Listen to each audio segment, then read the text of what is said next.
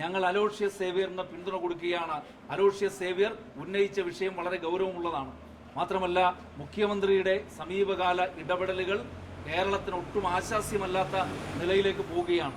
കാരണം ഇപ്പോൾ കേരളം ഭരിച്ചുകൊണ്ടിരിക്കുന്നത് RSSഉം അദാനിയും ചേർന്നാണ് ഇപ്പോൾ കേരളം ഭരിച്ചുകൊണ്ടിരിക്കുന്നത്. RSSഉം അദാനിയും ചേർന്നാണ് ഇപ്പോൾ കേരളം ഭരിച്ചുകൊണ്ടിരിക്കുന്നത്.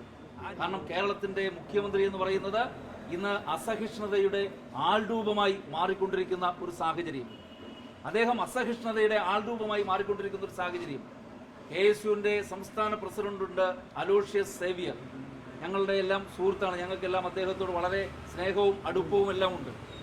എന്നാൽ അലോഷ്യസ് സേവ്യർ ഈ മുഖ്യമന്ത്രിയുടെ ഒരു തെറ്റ് ചൂണ്ടിക്കാണിച്ചു എന്നുള്ളത് നമ്മളെല്ലാവരും കണ്ടതാണ്. എന്തായിരുന്നു തെറ്റ്? ഒരു RSSന്റെ അനുഭാവിയെ, RSSന്റെ പ്രവർത്തകനെ ഗവൺമെന്റ് പ്ലീഡറായി മുഖ്യമന്ത്രി നോമിനേറ്റ് ചെയ്തു. അതിനുവേണ്ടി അദ്ദേഹം ഇടപെട്ടു.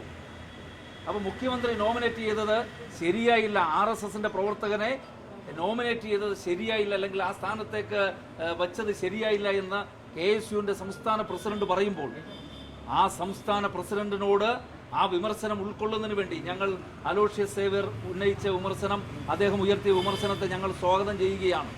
കാരണം RSSന്റെ ഒരു പ്രവർത്തകൻ ഈ പറയുന്ന സ്ഥാനത്തേക്ക് കോൺഗ്രസ് അധികാരത്തിലിരിക്കുമ്പോൾ വരാൻ പാടില്ല എന്ന് ഞങ്ങൾക്കറിയാം. അങ്ങനെ RSSന്റെ GPയെ നിയമിക്കുവാൻ തീരുമാനിക്കുമ്പോൾ അതിനെതിരായി ശബ്ദിച്ചതിന്റെ പേരിൽ അദ്ദേഹത്തെ ഒന്ന് മുഖത്ത് നോക്കുവാൻ പോലും കഴിയാതെ, അല്ലെങ്കിൽ അദ്ദേഹത്തെ ഒന്ന് മുഖത്ത് പോലും നോക്കാതെ വഴിമാറി പോകുന്ന ഒരു മുഖ്യമന്ത്രി ഉണ്ടാകുകയാണ്. KSUവിന്റെ സംസ്ഥാന പ്രസിഡന്റിന്റെ സ്ഥിതി ഇതാണ് എങ്കിൽ മുഖ്യമന്ത്രിയെ വിമർശിക്കുന്നവരുടെ സ്ഥിതി എന്താണ് എന്നുള്ളതിനെ കുറിച്ച് ഈ കേരളത്തിലെ ജനങ്ങൾക്ക് ബോധ്യമുണ്ടാകണം. അപ്പോൾ ആ രീതിയിലേക്ക് സാഹചര്യങ്ങൾ മാറിക്കൊണ്ടിരിക്കുന്ന ഒരു സ്ഥിതിവിശേഷം. അതുകൊണ്ട് ഞങ്ങൾ അലോഷ്യസ് സേവ്യറിന് പിന്തുണ കൊടുക്കുകയാണ്. അലോഷ്യസ് സേവ്യർ ഉന്നയിച്ച വിഷയം വളരെ ഗൗരവമുള്ളതാണ്. മാത്രമല്ല, മുഖ്യമന്ത്രിയുടെ സമീപകാല ഇടപെടലുകൾ കേരളത്തിന് ഒട്ടും ആശാസ്യമല്ലാത്ത നിലയിലേക്ക് പോവുകയാണ്.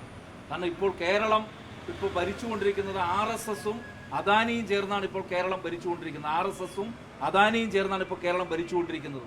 ആ രീതിയിലേക്ക് കേരളത്തിന്റെ ഭരണം മാറുകയാണ്. മുഖ്യമന്ത്രി RSSന്റെയും അദാനിയുടെയും ഏജന്റായി പ്രവർത്തിക്കുന്ന ഒരു സാഹചര്യം ഉണ്ടാകുകയാണ്.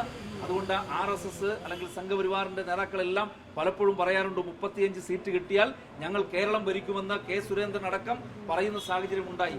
പക്ഷേ ഇപ്പോൾ 3 സീറ്റ് കിട്ടിയപ്പോൾ തന്നെ പ്രധാനപ്പെട്ട എല്ലാ സ്ഥാനങ്ങളിലേക്കും, അതായത് അഡീഷണൽ പ്രൈവറ്റ് സെക്രട്ടറി അല്ലെങ്കിൽ സ്റ്റാഫിലേക്ക് ഉൾപ്പെടെ, പേഴ്സണൽ സ്റ്റാഫിലേക്ക് ഉൾപ്പെടെ RSSകാർ നിയമിക്കപ്പെടുന്ന ഒരു സാഹചര്യം ഉണ്ടാകുകയാണ് UDFന്റെ ഭരണത്തിൽ.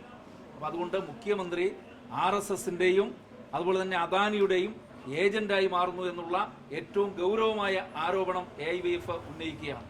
അപ്പോൾ ഈ വിഷയങ്ങൾ മാധ്യമങ്ങളോട് ചൂണ്ടിക്കാണിക്കുന്നതിന് വേണ്ടിയിട്ടാണ് ഇന്നിവിടെ ഒരു പത്രസമ്മേളനം വിളിക്കാൻ അല്ലെങ്കിൽ പത്രക്കാരുമായി കാണുവാനായി തീരുമാനിച്ചത്.